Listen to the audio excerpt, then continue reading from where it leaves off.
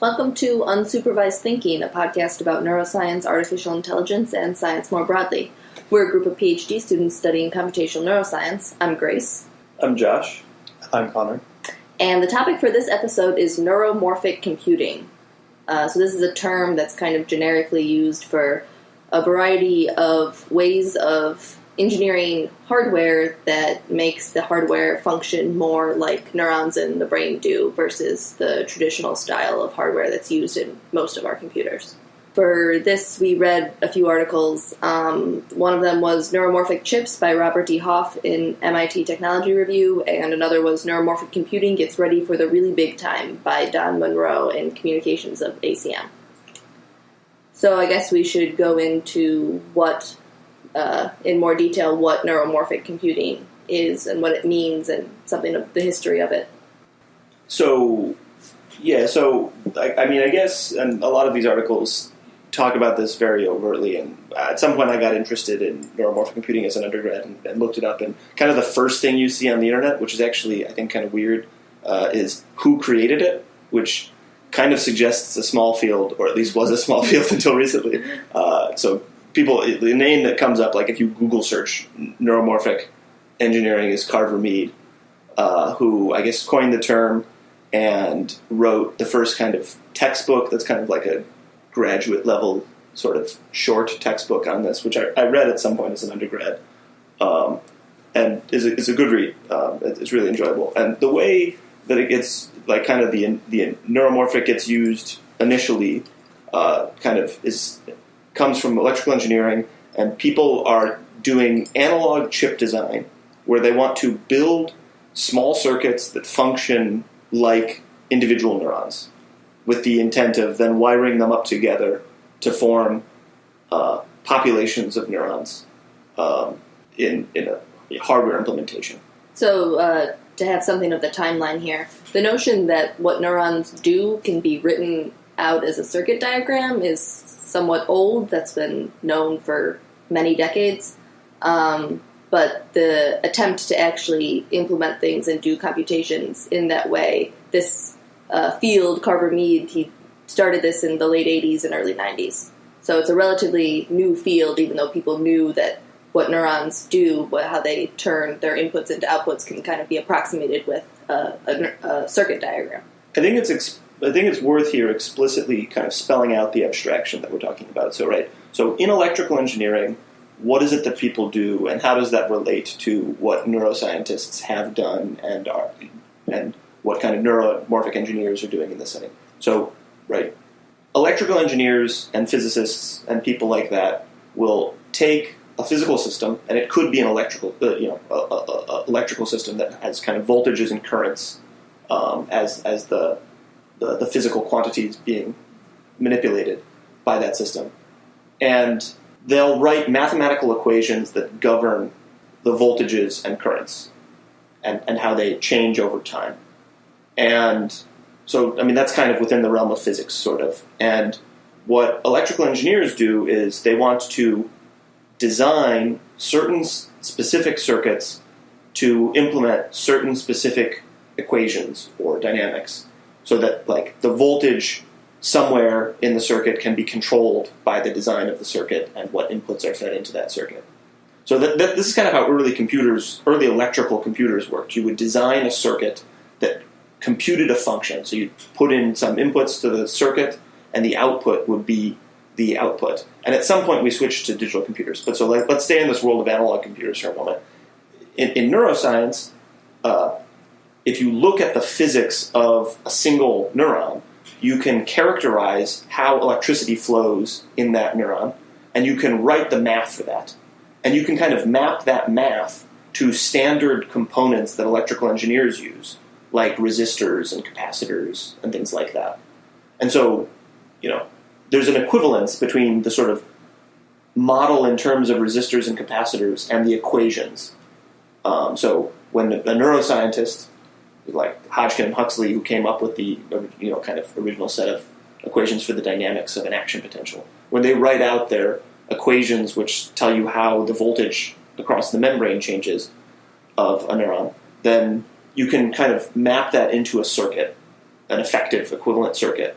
in terms of engineering terms. And then there's no reason why you can't build that circuit. And that's kind of where we are with this. The observation that as an electrical engineer, using semiconductors and silicon chips, you can implement any function you want, and so you can implement functions that behave like neurons. And so with a small number of transistors, it turns out that using just a handful of transistors, you can implement something that's like a neuron. Then you can kind of scale that up and take many artificial neurons that behave like some model of a real neuron, and you can wire those up and build a big population of neurons. And that's kind of the conceptual basis for what's going on here. So we should probably ask why someone would want to do this. Obviously, the computers and the technology that we have now work pretty well, and they're not neuromorphic in most devices that anyone uses. So people who are interested in neuromorphic computing like to point out that the brain uses far less energy to do computations of some similar complexity than our computers currently use. And so that's a reason that people want to figure out what about how the brain implements these computations allows it to do computations so efficiently compared to what we have right now. Because then if we can decrease energy use, obviously we can be doing a lot more for a lot less in our devices. So that's one inspiration. So, and just to be clear, right, so a lot of why the energy use is lower, I mean, kind of a big component of that is that in a conventional computer, you kind of always have to push power through the circuit. Whereas in an analog computer, it's only powered kind of in proportion to the amount that it's active. So kind of like the brain works in an analog implementation of a neuron, the power is only consumed, you could design it such that it's only consumed when spikes are occurring. That would be like one kind of example of how you could save a lot of power. So if a given neuron isn't firing action potentials a lot, only when the spike is firing is it consuming power. I guess, I don't know, is it the case that sort of efficiency of the use of the units, which, maybe in a normal computer the kind of computational unit is a transistor, and in a brain the computational unit might be a neuron. What that exactly means is not really clear, but whatever. Is it the case that they're in the brain, the units are kind of used more efficiently? I was watching this talk by Kwabena Bohem, and he was making some kind of point that somehow as we get more and more transistors, we don't... I think the point he was making is that they somehow don't do as much per transistor or something. There's not as much computation per transistor. I don't know if that makes sense. Whereas in a brain, because all of the connections are kind of locally updated, he was trying to make the point that maybe in a brain it's more optimal. Every neuron is kind of doing something specific. I don't know if that point made any sense. But. Yeah, I mean, I think generally there's a kind of conservativeness, in a good way, to the way engineers who do analog chip design operate. Right? They kind of carefully design the circuit to do something specific. And so, this is what many electrical engineers do, right, is they design analog circuits that do a specific purpose, that solve a specific purpose. And because it's tailored to a specific purpose, there's less waste than there would be in a generic circuit that's meant to do many different things depending on how it's being operated. And so a digital computer has a lot of waste because it has to be able to do so many different things. I mean, kind of conceptually, the reason why there ends up being a lot of waste is it has to be able to do many different things, so it doesn't do any one of those things as efficiently as a circuit that would be dedicated to that. And so, that would, relate to the kind of conservative use of the elements that build that circuit. So you could argue that we have in our brain some specialization in the areas that process vision and process auditory information, and that specialization makes them more efficient than if it were really just the same circuit design everywhere in the brain without any specialization. That might be true. It also might be the case that the cortex is sufficiently specialized to operate on different sensory modalities. I don't know, right? Mm-hmm. But this is slightly different. This is saying that, right, a general computer is designed to do so many different things. I mean, we're not even talking within the realm of sensory processing, right? A general computer operates Word. It's there to receive inputs from a keyboard and work with all of the different parts and things like this. I mean, very, very basically at a high level. These circuits are specifically designed to like only emulate neurons. Like they're not.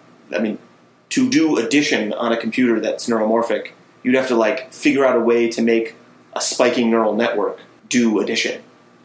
Right. So you actually kind of have to almost re-figure out problems that are trivial on a regular computer in certain more costly ways. But we do, in order to simulate a neuron on a conventional computer, we have to do like many computations to make that work.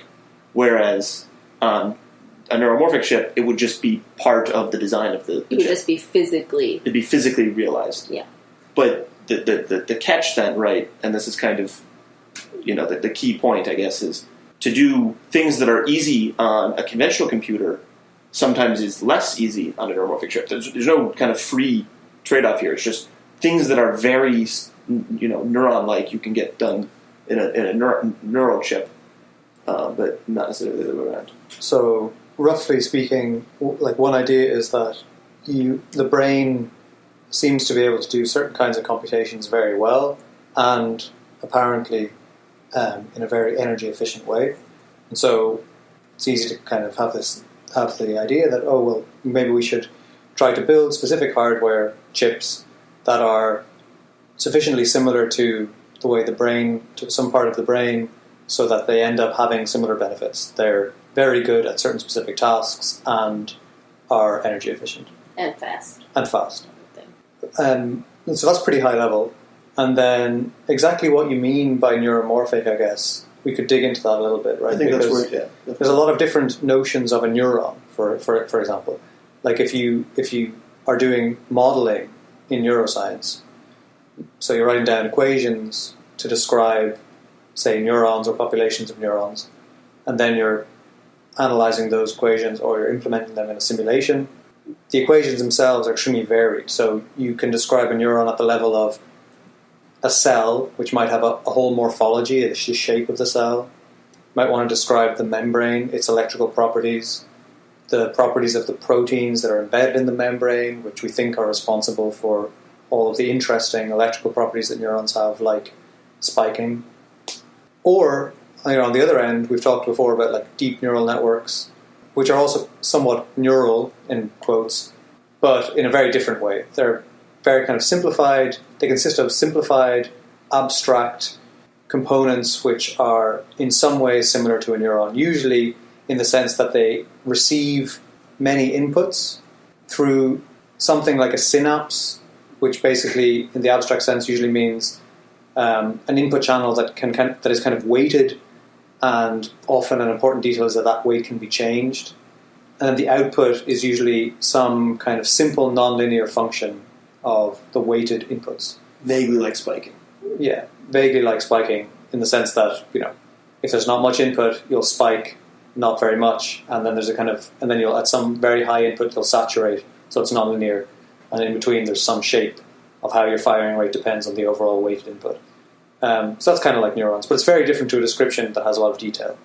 And so therefore, if you think of neuromorphic computing as hardware implementations of just neural type systems in general, it follows that there'll be a large variability in what neuromorphic systems can look like. They can be implementations that involve transistor-based or other electronic component-based implementations of real spiking dynamics, or on the other end of the scale, they could be hardware transistor electronic component-based implementations of much more abstract neurons. When I was looking into this kind of thing, I found a few different themes or principles that people would hit on when they were saying that what they were doing was neuromorphic computing. A lot of times it was about the hardware being analog versus digital. There was also... Right, so in a traditional sense, I think, kind of the Carver-Mead kind of notion is that it's an analog circuit that emulates neurons. Real neurons with spikes? It emulates spiking level kind of point neuron models. So not complicated morphology, but just the fact that you're getting inputs and then you have some kind of continuous function of your inputs that when it hits a certain threshold sends an output to all the cells that that unit is connected to. So that's something like an integrate and fire type model, Yeah. which in computational neuroscience would be considered kind of an intermediate level of abstraction or detail. Detail. Another thing that people cite as being a property of neuromorphic computing is the notion that you can do many things in parallel, so you have all your neurons talking to each other at once, versus in traditional von Neumann-style architecture of computers, there's a bottleneck of information being passed, and it's considered more serial than in parallel. And so that's kind of a principle that people think of as being something that can be helpful, that can occur in neuromorphic computing, is the notion of doing many different small computations at once and distributed across the chip that you have, because it'll be many neurons and it'll be distributed across the neurons and their interactions. And then there's also the notion of having these weights between these units be able to change over time, so that the chip that you're working with can learn, so that it'll have a different output on the next time around, because the weights of its input have changed in response to the thing it saw the first time it encountered a certain environment. And then another thing that I came across was the notion of having stochastic responses rather than deterministic, because we know that the brain is noisy and maybe there's some computational benefit of having some noise in the system you're working with. So these are kind of some general principles. Maybe we should kind of touch on those more closely. But I think it's maybe another distinction that's worth drawing, and it's kind of dovetails off of what Connor was talking about before, is like the distinction between an algorithm and how you implement it. You know, if you want to implement a specific algorithm or sequence of operations that's supposed to perform some computational task, we can basically, up to some, with some level of efficiency and with some constraints, we can pretty much implement kind of any computation. It might be very slow in a regular computer. It isn't really that the neuromorphic chips are going to fundamentally enable things. It would just be like, if it's parallel, and if the processing is parallel and things like this, it could be faster. And also, like, at some level, what we're trying to do is implement certain math. And we can implement that math kind of in a conventional architecture or a parallel architecture. And I think this kind of also gets into the issue of, like, other similar technologies, right? So, like, right now, some of the kinds of algorithms that people want to use that use neuron-like components, like deep learning, are done demonstrably faster on GPUs than on conventional CPU cores. And that's not necessarily because the GPUs are more neuron-like. It's just there's different ways of implementing those applications it turns out that some are faster.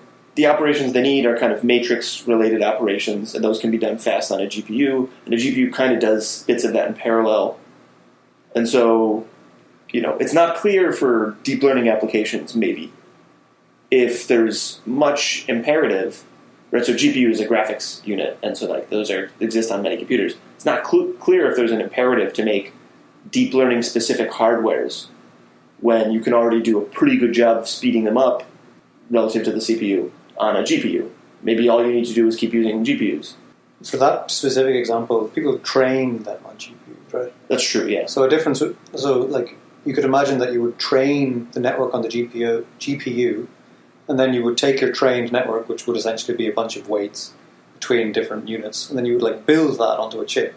You could build a trained chip into hardware. So maybe that chip would be trained to do object recognition, and maybe if you built it on a chip, it would be really fast and energy efficient, and it would just do object recognition. And so the reason that makes sense is just because when we talk about deep learning, we mean that there are these networks of artificial neurons that are connected by weights, and they can execute certain tasks like taking an input as an image and giving a label. And so the units of the algorithm itself are neurons. They're usually just implemented on traditional computers, and the idea would be to implement the same thing on hardware that more closely mimics what you were doing just with mathematics on a traditional computer.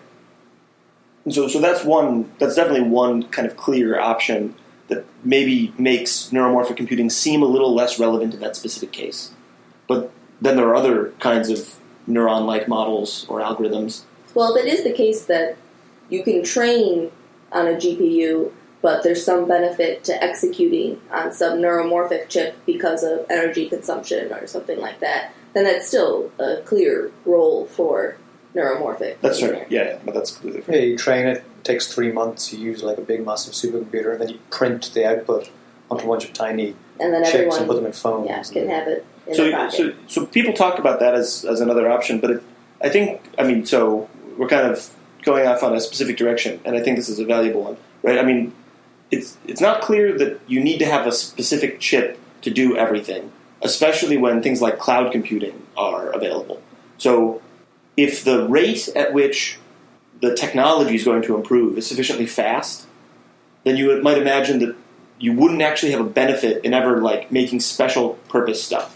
If like the special purpose stuff needs to be updated every month to keep pace with like what the best technology is available algorithmically. Yeah, so I think that's an important point about kind of the history of neuromorphic computing. It isn't something that's been very deeply studied, or there hasn't been much progress in it, partly because the traditional methods have been growing as we've expected with Moore's law for a long time, and so we haven't been pushed into the realm where it would really be worthwhile to figure this stuff out. I mean, there's a sense that it will be faster and more energy efficient, which is based on the empirical observation that the brain is fast and energy efficient for complex computations that we do, but there has to be a lot of effort still put into figuring out how to actually execute all these computations with neuromorphic chips. But there's a related point, which is that the kind of people who might say, hey, I'm really excited about our neuromorphic chip, want the chip to operate in a closed system. And so there was a demo of like a neuromorphic chip being used to operate a quadcopter. And there, maybe that's a useful application because a quadcopter has power consumption, probably doesn't have access to the internet. And there's constraints on power consumption. Something like a phone, it's not clear if the phone would ever need to have neuron chips inside of it, maybe. Because if it has access to the internet, then there can be a big, costly, inefficient, conventional computer running a state-of-the-art algorithm, not in the most efficient way, somewhere off in a factory or warehouse somewhere, whatever, Google's cloud.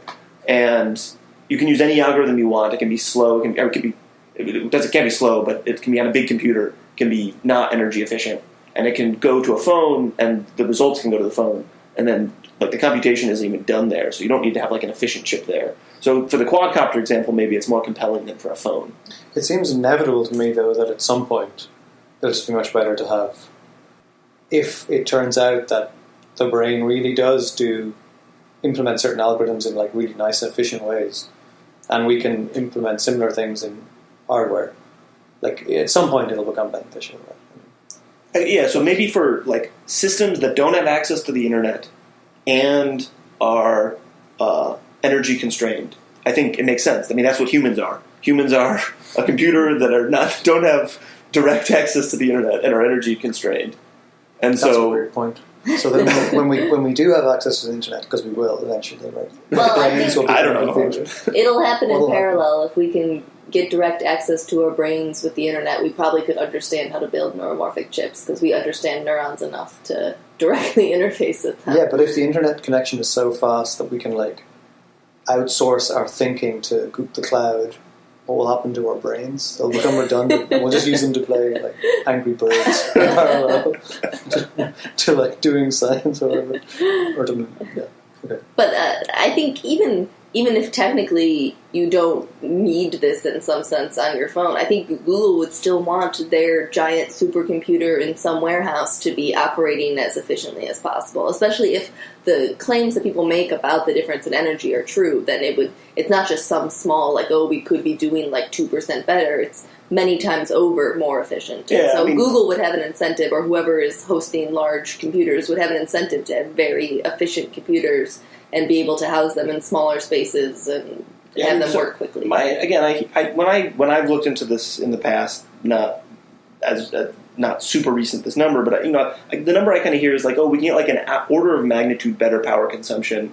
Oh, you hear much better, saying like 5 or 6 orders of magnitude. Okay, well, depending on who you use. Yeah, okay. Yeah, the definitions are hard to so really also it depends. So people have realized an order of magnitude, so 10 times better power consumption in actual neuromorphic systems. And of course, this is for... But people make these claims like, the brain is 5 times more powerful. It's obviously very difficult to define. To quantify that, yeah. And you need to somehow have a brain do a particular computation, then have a computer do the same computation and like measure exactly how much energy it costs. Exactly. And so in the case where you design a neuromorphic system, right, you're going to try to assess, how efficiently does it do this relative to the conventional architecture doing the same thing, but also it's a specific thing. And so, we're actually, relatively young, and before our time, hardware was frequently in science special purpose hardware, right? People had workstations where they did computing that was special purpose, and people are kind of moving away from that as a trend. I mean, in our academic lifetimes, that has not been the norm, though it was like in the 90s. And there's a certain appeal to that if you can get things done more effectively, but if what you need to do and how it needs to be done is developing very rapidly, then there's not as much incentive to build special purpose hardware to do any given thing, because you need stuff that's general enough so you don't have to, every 6 months when the algorithm changes, you don't want to have to buy a new hardware.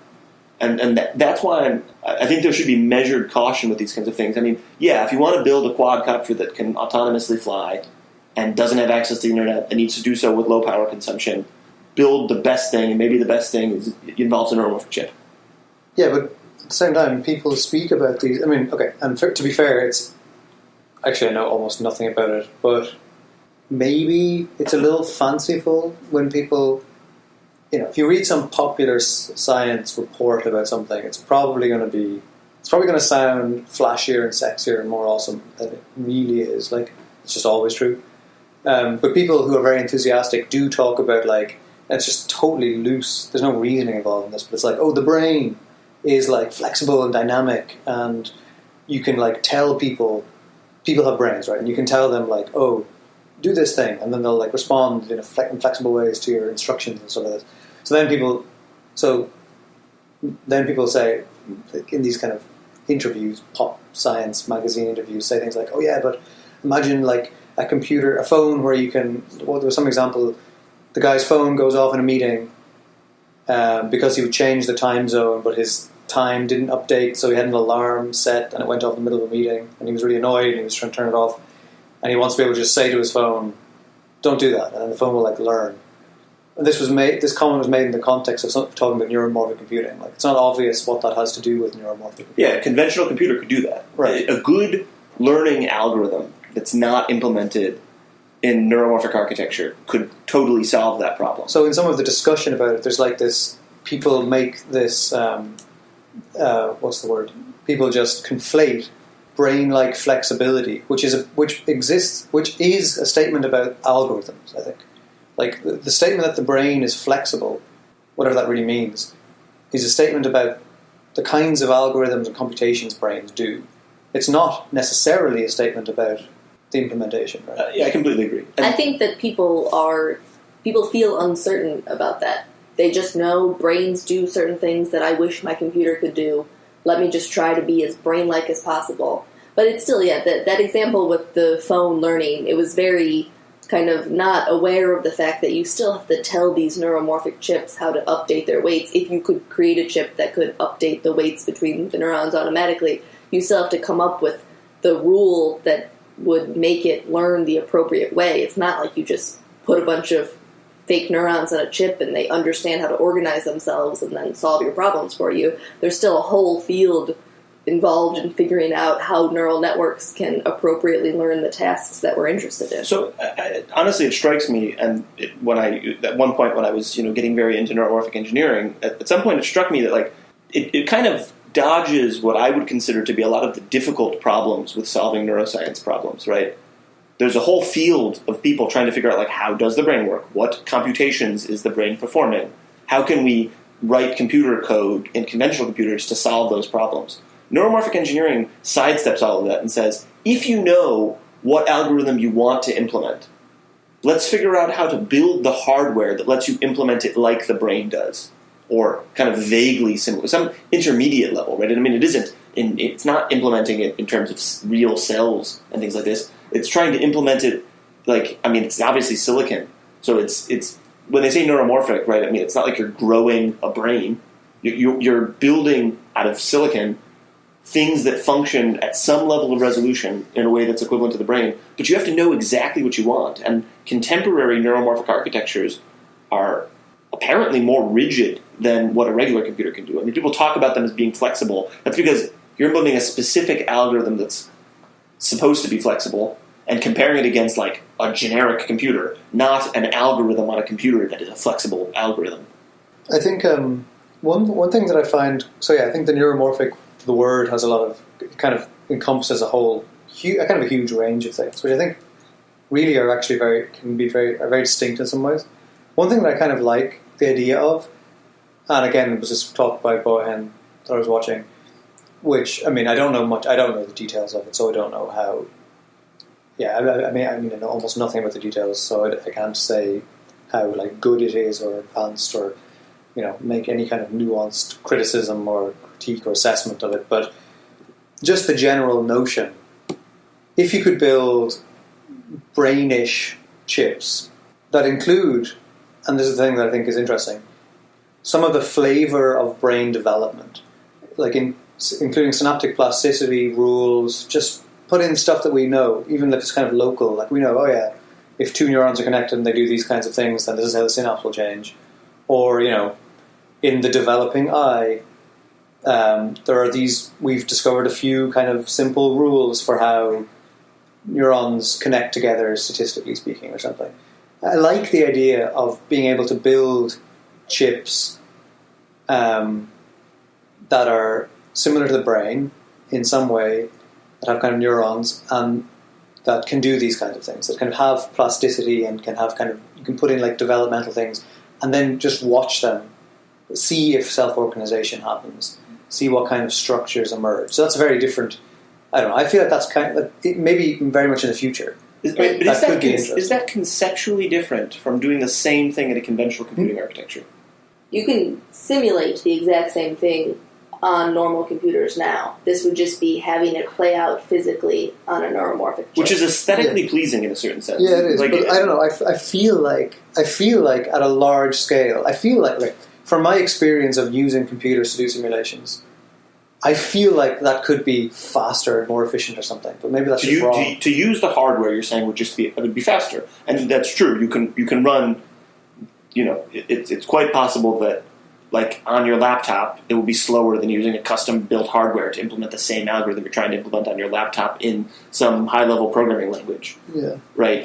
So using a MATLAB or a Python and trying to code is obviously going to be slower than using a chip that's designed to do the exact algorithm in that language you want. To be fair, I think a lot of the people interested in neuromorphic computing do acknowledge that it is specialized for specific tasks and can be good at those tasks, and that's what it should be used for. So I don't think it's there's some larger, long-term, grand goal that once we really figure everything out, it'll also be very flexible because we'll figure out how to have local learning rules between these artificial neurons on the chip, and maybe we can figure out the right learning rules that make it do interesting things. But a lot of the people who do it now seem to be interested in specific things to apply it to. Like one of the articles mentioned that there was a neuromorphic chip that was modeled on the odor processing systems of insects, and it was made to recognize plant species by their flowers or something like that. And so it was a very specifically designed thing to do a specific task, and it apparently worked well for that task, and perhaps, worked at lower energy and faster than a traditional computer could have done that. Yeah, but I think this just really gets at this. There's something about research which is like you're never really happy with what you've got, so you've got to keep on improving it. Whereas, here it's like if you know the answer to a problem, some sort of limited odor processing system, or maybe a bigger problem in the future, like we know how the whole brain works and we want to build a robot and have it have low power consumption or something like this. For these settled problems where we're comfortable with the solution and we're not really thinking, hey, I'm going to iterate on that solution soon, it might make sense to build a special purpose hardware to solve that problem if that's a useful problem that has kind of industrial applications and you would want many copies of a chip that solves that problem. Mm-hmm. So kind of from a research standpoint, it's not clear how useful it would be. It's useful as a kind of commercialization tool to effectively distribute efficient efficient solutions to a specific, well-contained problem. But that's the same way that analog hardware or special-purpose hardware has always been used. So, since electrical engineers have been developing custom chips for custom solutions, like that's what they've been doing. They build a chip that does a specific kind of thing. It does seem like neuromorphic computing sits at a weird area where they are trying to just build a chip that does a certain job well, but they're constrained by a desire to have it be neuron-like. And maybe for any given task with the technology that we have right now, it's just not optimal to use a neuron-like chip. Maybe it's not optimal to use the generic chips that most of us have in our computers, but there's some other version that is optimal. And so there's just a desire to be neuron-like because we know that it should work really well, but we don't know how to make it work really well now, so we justify doing it by having potentially suboptimal neuron-like solutions to small problems. But I don't really have a problem with that just because something isn't immediately applicable and the most useful solution right now doesn't mean it should be researched. Obviously, academically, you can go look into all the neuromorphic computing you want if you think that it's an interesting thing to think about and you think that perhaps in the long term you will be able to create a computer that is more flexible and more energy efficient and faster than what we have today. Yeah, I think it's really cool, actually, I have to say. Like, when people start selling their stuff, it's breaking through some barrier and going to, change the way whatever is done, it's annoying if you're not convinced of that. But, coming up with little concrete, physical models of neurons and stuff like this, I find that kind of very appealing in some way. Just in a very I agree. I think intellectual. I think it's aesthetically appealing. Yeah. And it makes me think of the future, robots that are going to walk around with these things. Yeah, but that kind of appeal, so there's a sort of stupid little anecdote that I've heard a number of times, which is we look at birds and we see how they fly, but then when we build planes, right, they fly using very, very different principles than birds fly by. There's crude similariers, but yeah, they don't flap their wings, right? They go really fast with with an engine, jet engine.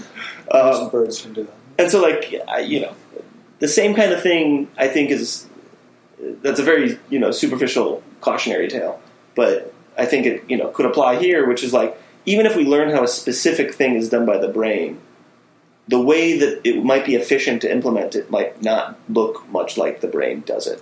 We don't know why the brain solves things the way it does. There's weird evolutionary and biological constraints, and maybe it is best if we don't try to stick to those and figure out that solution. Maybe we should just figure out some unconstrained solution based on what we're capable of doing.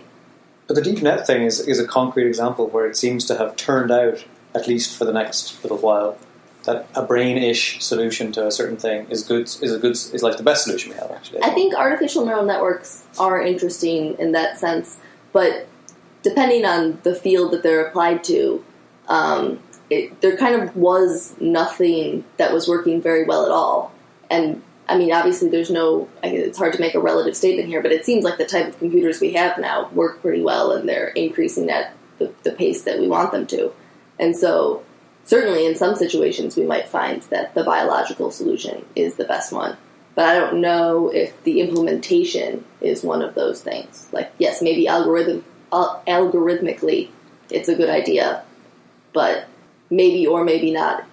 And in terms of implementation, it matters. Yeah, it depends on what you mean by neuromorphic, though. If all you mean by neuromorphic, if all the neuro part of the artificial neural network is basically the algorithm, and then you design a chip, which is the only reasonable way to design a specific hardware implementation of that algorithm, then, the algorithm was neuromorphic or neuro something, and then now the chip is neuromorphic in a kind of inherited way.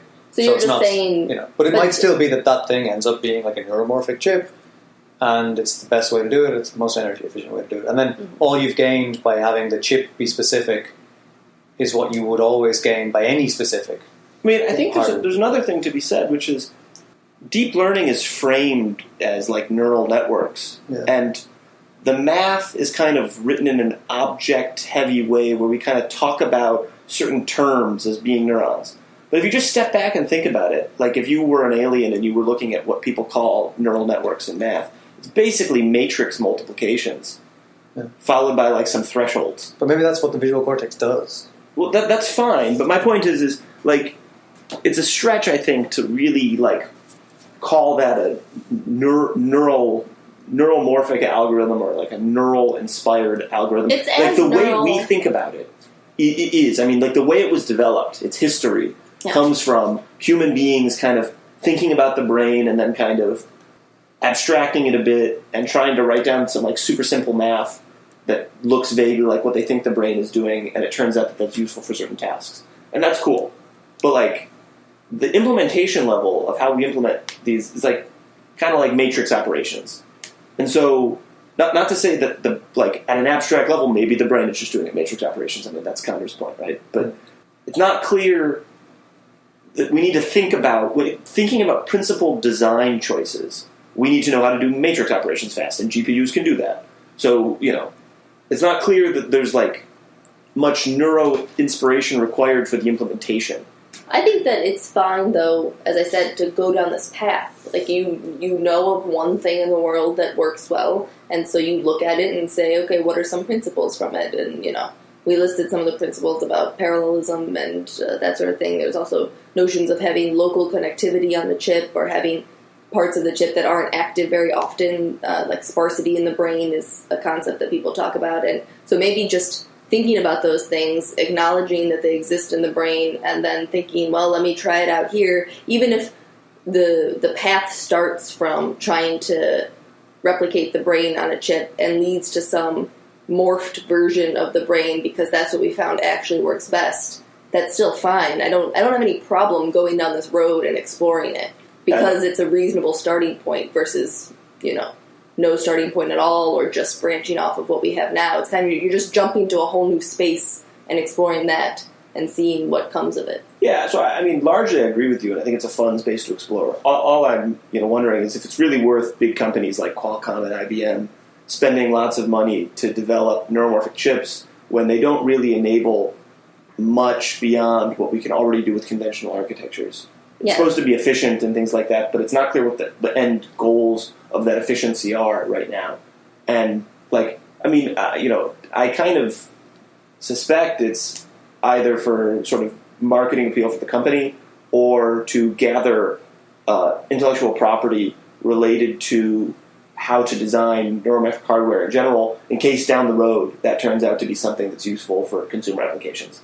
But right now, I don't think it's easy to... I mean, again, keep trying. It doesn't seem like immediately there are concrete applications. Sure, yeah. I can imagine that there will be in the future. So I don't want to denounce it. Field. Yeah. I mean, it started, as we said, in the early 90s and then didn't have much progress for a while, and it's kind of only somewhat recently reemerging as something that's even being taken seriously, it seems. And so, as you said, Qualcomm is doing it. IBM is looking into this kind of thing, and the Department of Defense funds a lot of research on this. Things like the quadcopter. They're interested in those kinds of things. And Connor spoke before about the group at Stanford called Brains and Silicon are researching these things on the academic side. So it seems like companies certainly have some sense that it'll pay off for them by whatever calculus they're using. Even if it's just maybe getting good advertisement in maybe. journals. Also, so we've spoken previously about the Human Brain Project, or the Blue Brain Project as it was once known, and they have a whole portion of what they're doing that's devoted to neuromorphic computing, and theirs is kind of the most controversial to me in its usefulness because they claim that they're going to create this kind of neuromorphic computing core that neuroscientists, researchers can have access to run experiments on. And I think this goes back to the notion of, do you really need it to be implemented as a neuromorphic chip, or can you just implement the same equations on a standard computer and you'll be able to get the same scientific answers?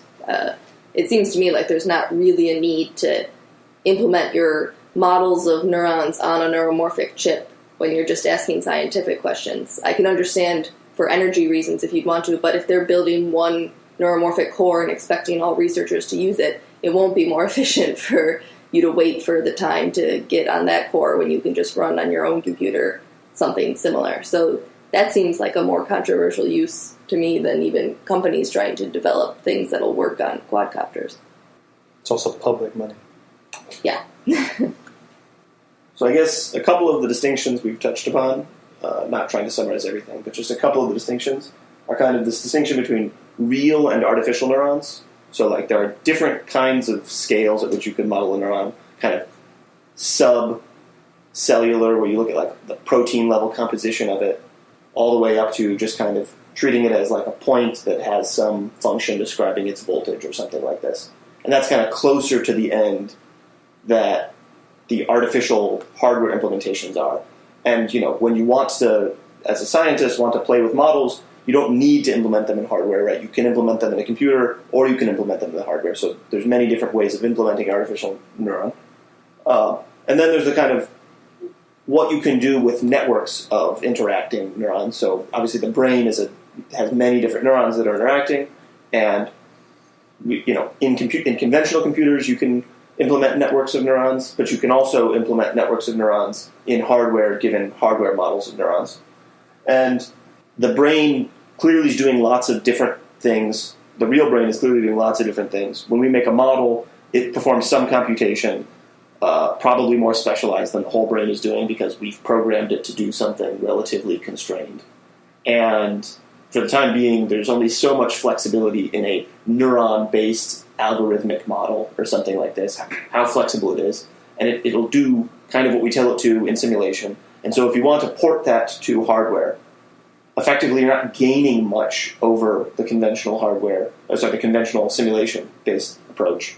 You're not gaining much computationally, but you're gaining speed and power efficiency, potentially. Those are the kind of the drives to it. I mean, if those are significant, it can obviously be relevant soonish. You need to know how quickly it'll be relevant. You need to know numbers. I don't have a sense of that. I mean, like phones don't seem very efficient to me. Smartphones run out of battery fast, relative to the timescales that people want to use them on. Yeah, but I think a lot of that has to do with the wireless communication that a phone has. Yeah, that's the most energy-intensive thing. So, I mean... Yeah.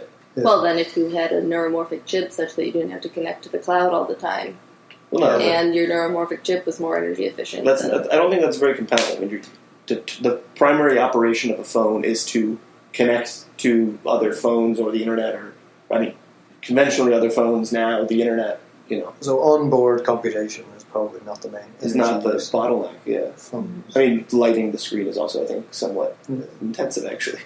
Yeah. Google just put out that they have Google Translate available to be downloaded and run on a phone without internet connection. They created some more compact form of it that can run. It's not neuromorphic. Yeah, I mean, but there seems to be, the companies do express interest in having onboard versions. Yeah. Yeah, so as I understand it, onboard versions of things aren't very hard in contemporary architectures either. Like, it depends on the thing and the size and if you want it to be responsive. So as we said, right now it seems to be the case that the learning on neuromorphic chips isn't as advanced as it would need to be really be helpful. It's kind of done in the changing of the weights between neurons seems to be done in a way that's more like traditional computer architecture. You can just change all the weights and then you have a neuromorphic computer, or you could kind of download the weights and have one, but we don't really know how to change the weights efficiently online. But even in a deep net, function evaluations, so testing a new image and getting its class, what object is in that image, is not very costly. What's really costly is the training of it. Right. And so, these onboard things that companies provide only have to do the kind of evaluation side. They very rarely have to do the learning. Yeah, but that's what I'm saying. If we could have neuromorphic chips that were able to do local learning rules online, that could potentially be very helpful. You could have your own phone learn things about you very quickly without even having to connect to the cloud. By the time we had neuromorphic computers and a good enough understanding of learning, that you could have something to learn online, presumably standard hardware implementations of similar things would be massively advanced. Well, I think that seems very far down the road to me, right? No, I agree, but I think So people, especially people who write about neuromorphic computing, it seems, are of the sort that feel like Moore's law is slowing down and we're not going to be able to just have infinite computing power as we go on. And so, there is a push to go into some different type of architecture. So if you do believe that kind of the end of times are coming for standard transistors, then, you would believe that it's worthwhile to pursue this. It might be that the end of more and more, like smaller and smaller, whatever, transistors. And what is Moore's law? Basically, the number of transistors that you can fit in the same space kind of grows exponentially. But also, there's like kind of two components of it. One has to do with memory. One has to do with transistor size. Okay, so like compute power. If you assume the transistor size thing is stopping, that still doesn't have much to do with the fact that if there's good internet access, Google can just build cities of servers and, if you don't need to have tighter and tighter transistors, if you do everything on the internet, then the main problem or the main bottleneck becomes shipping data around the place quickly. Yeah. Right. Like, so Moore's law might not be relevant for the dilemma. Yeah, why is there a compelling argument that, like, if Moore's law, if we just hit a limit, like, okay, we can't make transistors any smaller anymore ever again. Because they hit an atom, or something like. I mean, they're already close to that. Oh, really? Yeah. Well, that's what quantum computing is also supposed to be. It's also going to be quantum computing. Yeah. So that's a whole other. That's probably going to be more relevant than neuromorphic computing. It does sound cooler. Like that's a tight competition. Quantum computing is going to be very energy heavy, which is cooler. Quantum versus neuro; those are two buzzwords that really fight each other. Neuroquantum. Oh yeah, totally. Quantum neuromorphic computing is the future. And then that'll be super intelligent AI. It will just wake up as soon as you call the first time someone even I feel like if we say it 3 times, it'll just be here. Yeah. Oh god. But I mean, I can imagine like geeky guys like telling like it's like you must not be named. Quantum neuromorphic computing. Shut up. But yeah, no, I mean, it's not clear that. Yeah, I don't think that Moore's law is necessarily relevant, as you said here, because there are ways of effectively getting more bang for your buck using cloud computing and things like this, and faster transmission rates and things like this. So I mean, those are things. I mean, there are limits to that as well, having to do with like channel capacity that you can push through the air and stuff like that. It will be like warm because there'll be so much. Everyone will get cancer. All that. So, I mean, after discussing this for a while, and kind of my intuition even before discussing this is that neuromorphic computing is a fairly broad topic, and you can kind of call a lot of different things neuromorphic computing, serve different purposes, approach the problems totally different ways, all of this kind of stuff. It gets back to something we've talked about before, which is, computational neuroscience is itself kind of like a broad field, and kind of anytime you do some sort of neuroscience that has math involved at all, or computers involved at all, it's, kind of computational neuroscience in a hand-wavy sense. And so this is kind of similar, and I feel like it's kind of somehow easy to hide behind this label of just like, we're doing neuromorphic computing because we do something that we interpret as neuromorphic computing because we basically implement some neuroscience-like algorithm somewhere in some custom something. But it isn't necessarily the case that all of these approaches are more flexible than regular hardware or more energy efficient, especially if they're using, kind of something on the more conventional side of in terms of implementation. So I think that's something to, this is a pretty broad topic. I think the thing that ends up working well will be what history calls neuromorphic computing. And so we just have to wait and see for that. Till next time.